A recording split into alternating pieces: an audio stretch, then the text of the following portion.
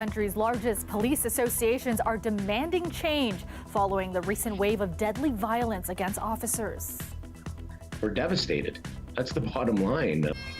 The push for reform comes days after the funeral for OPP Constable Greg Piersawa, one of 5 fallen officers in Canada last year and the 4th officer to die on the job in Ontario in the past 4 months plus. So where the water came out, it created a crater that's about 15 meters across in each direction and about 2.5 meters deep. Crews had their hands full in Mississauga after a water main break caused major flooding and a massive sinkhole. And we missed for our home, but today we celebrate.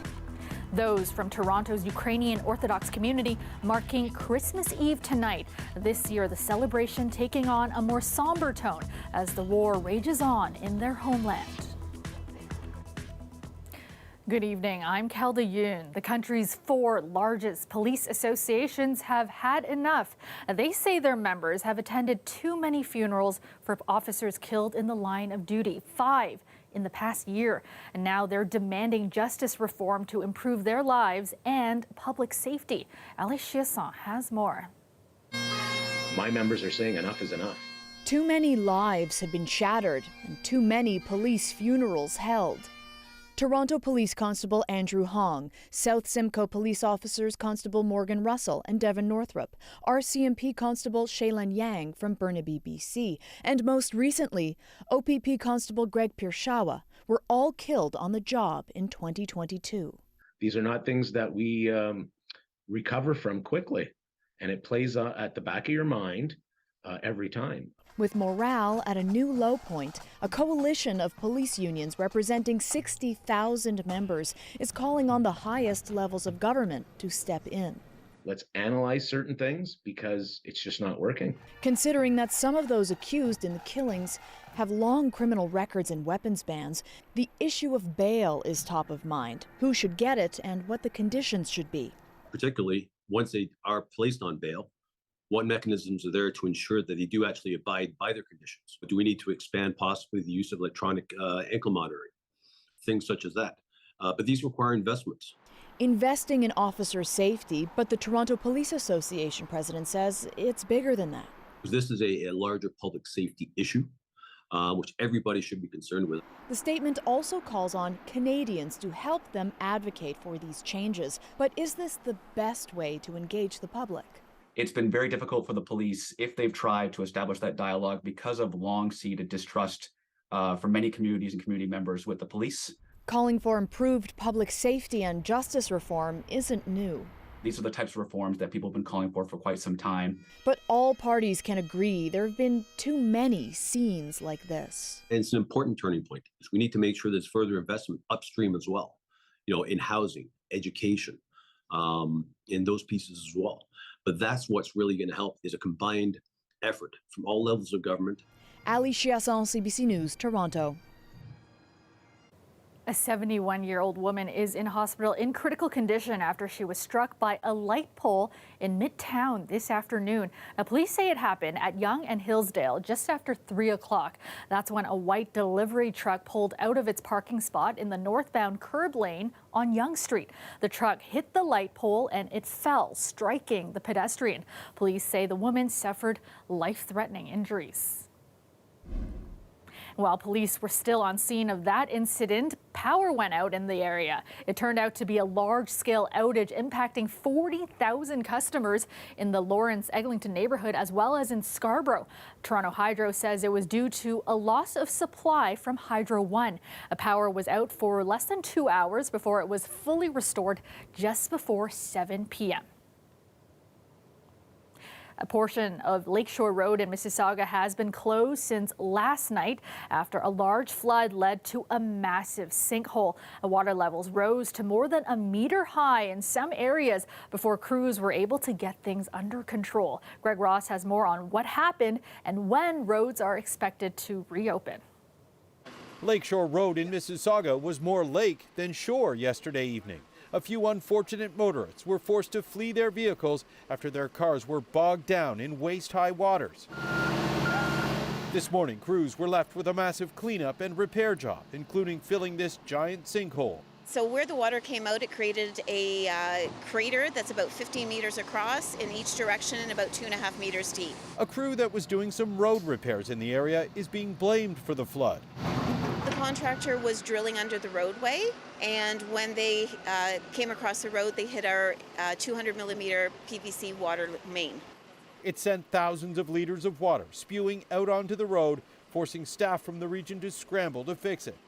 Staff from the region of Peel say they were able to quickly shut the water main off and stop the leak, but it left approximately 70 homes in the area without water. So by about 6 o'clock, 6:30, I got home and we had no water. This woman says it was an unwelcome surprise right around dinner time. It's actually pretty tough. I mean, you're cooking dinner and you touch some meat by accident and then you go, oh, what do I? So the hand sanitizer bottles came out. Been using the hand sanitizer stuff and paper towels. Crews from Peel region were able to restore water to most homes in the area this afternoon, but they still have quite a bit of work left to do before they can reopen Lakeshore Road.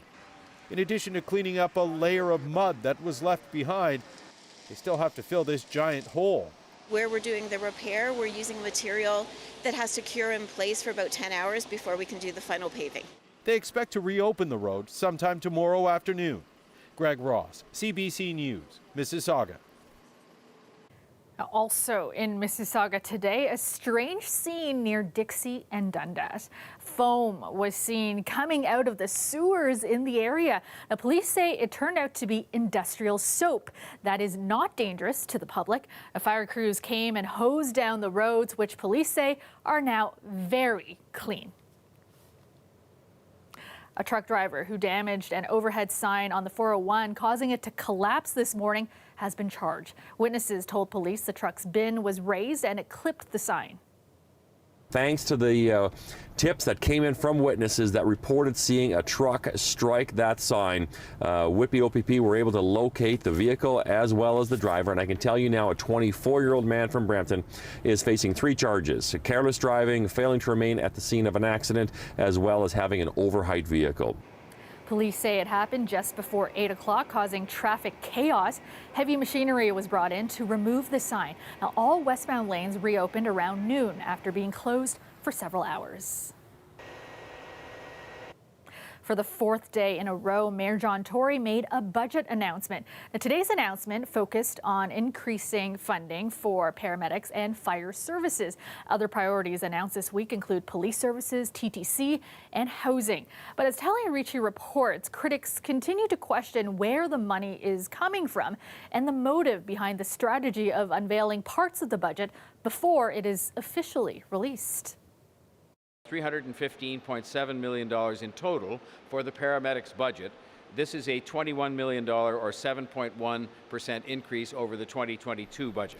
It's been a week of pre-budget budget announcements. Today's spotlight was on paramedics and fire services. This budget will allow us to hire up to 250 paramedics in 2023, with 66 of those being brand new positions.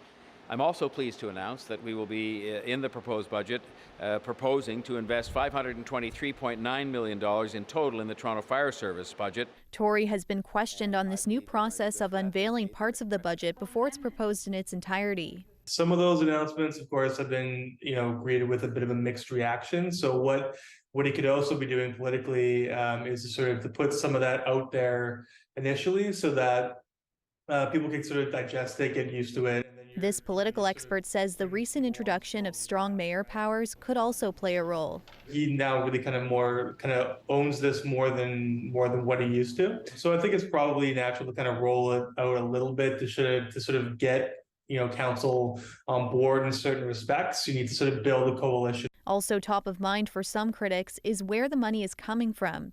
In November, Tory said the city was facing a shortfall of $1.5 billion because of the pandemic.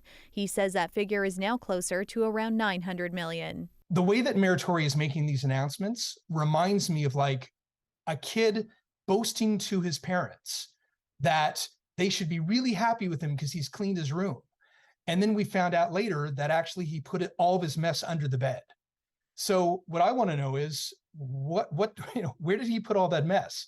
Where's this money coming from? What is he going to cut? Today, Tory broke it down, stressing the importance of help from other levels of government and assuring residents there would be no cuts to frontline services. every point of property tax increases raises about $34 million. And so when you say, where is the money going to come from? Well, some of it will come from that.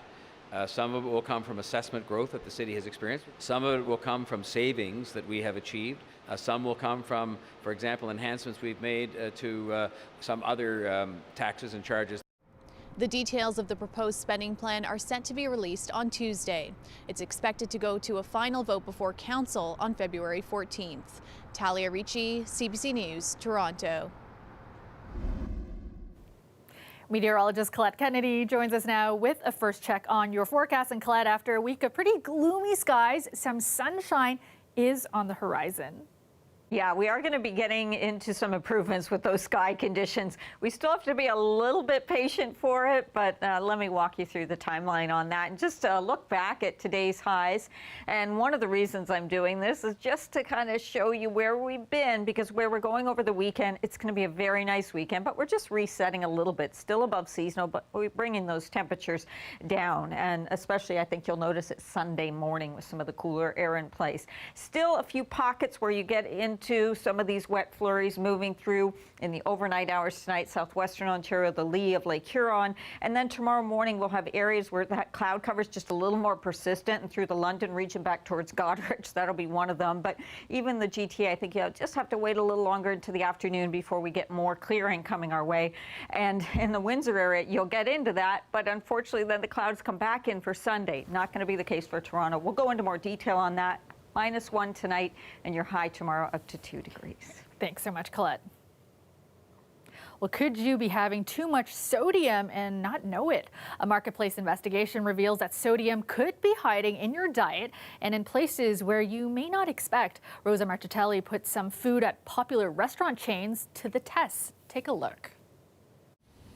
How can I help you? Hi there. I'd like to order something for pickup, please. We're ordering from popular sit-down chain restaurants to find out how much sodium is really in some healthy-sounding dishes. We want the plant-based menu. Sodium is in salt, but can also be in a lot of other foods like marinades and sauces. But how much sodium do we need? Health Canada recommends 1,500 milligrams per day and no more than 2,300 milligrams. If the entire population is eating too much salt, more people will develop high blood pressure, more people will develop heart disease, and have this excess burden on the healthcare system. This Mediterranean bowl looks good. Order placed. So we order appetizers, mains, and dessert, and looked up the sodium information on restaurant websites. Check out the Mediterranean bowl from Joey Restaurants.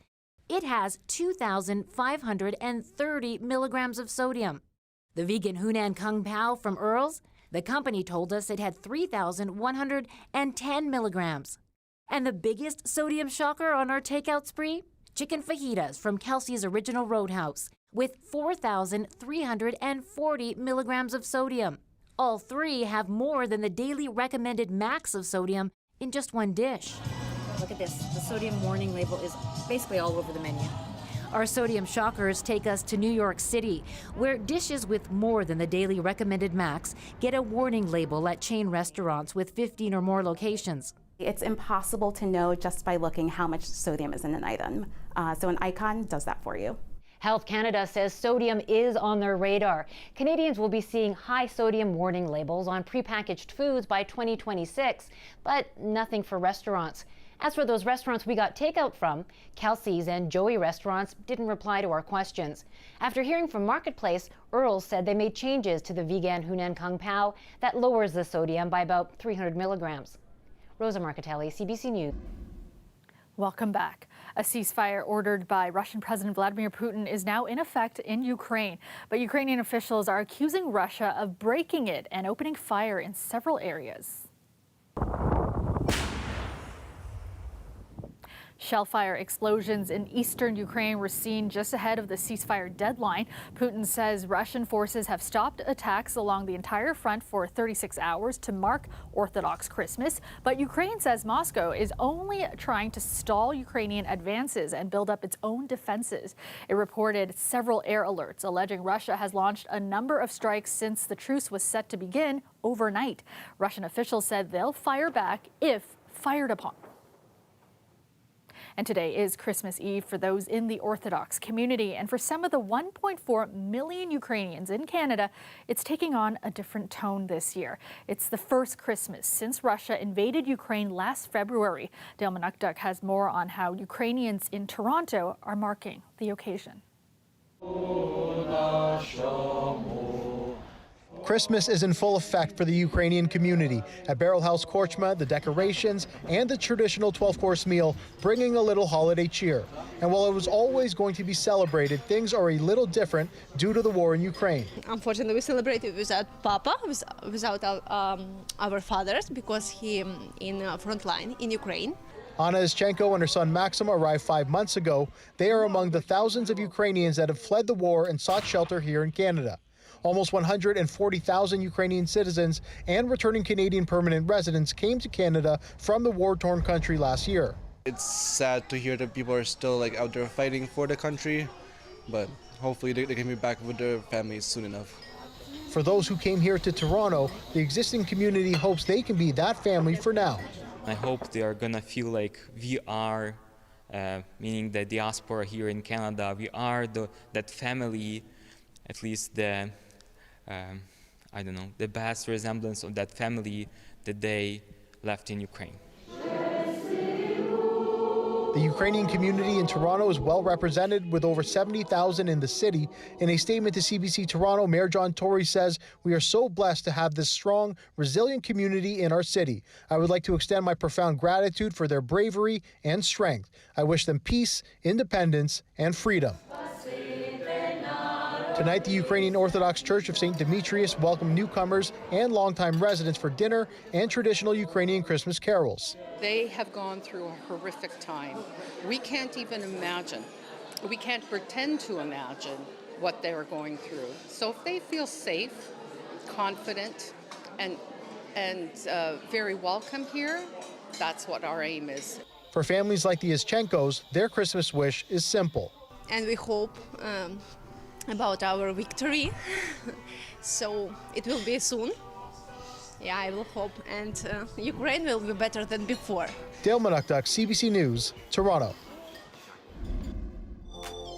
And you are looking at a live shot of the Toronto skyline, partly cloudy tonight with temperatures dipping a bit. Currently it is -2 in the city, but feeling more like -6 with that wind chill. Let's go back to Colette now. And Colette, a bit chillier this weekend, but some bright spots with that sunshine. Yeah, I'm looking forward to the weekend. I think it's going to be a nice one. We reset a bit with temperatures cooling slightly, but we're also going to have more sunshine coming into our skies and dry conditions, so nothing really to worry about other than a bit of activity in just a few spots, pretty highly localized overnight tonight and early tomorrow. So really, other than that, things are looking good. So even on Monday, by the way, we're going to bounce back to readings similar to what they were today. So it's just a little reset through the next couple of days. And there a few pockets where you see it's pretty highly localized, but you get into a little bit of wet flurry activity. This is just some enhancement with the winds in the lake.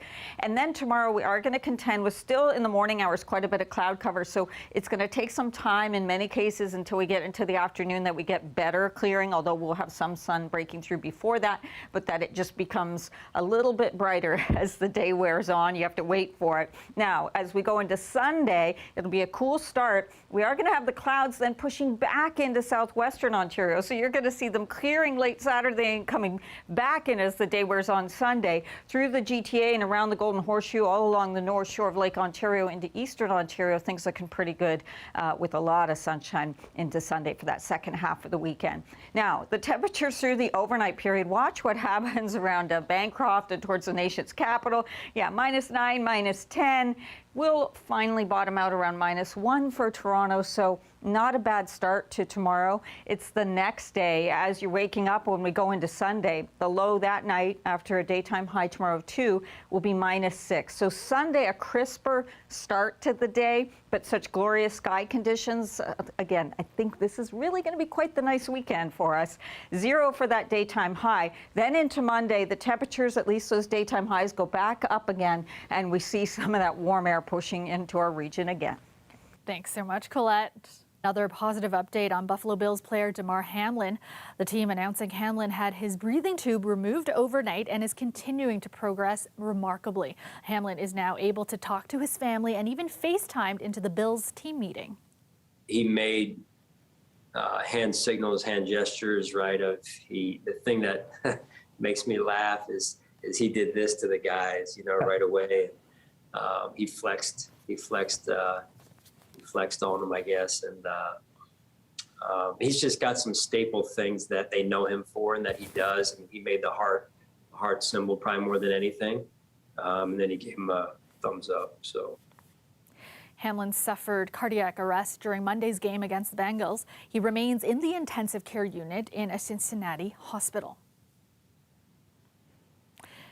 Well, some sad news to share. Filmmaker and artist Michael Snow has died at the age of 94. He's being remembered today for the impact he's made in the contemporary arts world. I think he affected me more than any other artist that I've ever known. I was exposed to his experimental films when I was like 18 and 19 years old, and I was a blank slate. And, I saw one film, Wavelength, for example, and, completely rewired my, idea of what film could be. His legacy is built on his innovative approach of art, pushing the boundaries through several platforms. In Toronto, you can see his public artwork around the city. Blue Jays fans can find the sculpture, The Audience, at the Rogers Centre, representing different types of fans. Snow also built the geese artwork Flight Stop above the Eaton Centre. Stay with us. We'll be right back. And finally tonight, a popular international ice and snow festival is now underway in Harbin, China. Tourists are flocking to the capital of the country's northernmost province. The event includes ice sculptures and sculpting contests, winter sports, parades, and other celebrations. Dozens of teams have created ice sculptures. Now, this event is considered the world's biggest ice and snow carnival, lasting a couple of months. And that is our show for you tonight and for the week. Thank you so much for watching. I will see you back here Monday night at 11. Have a great night, everyone.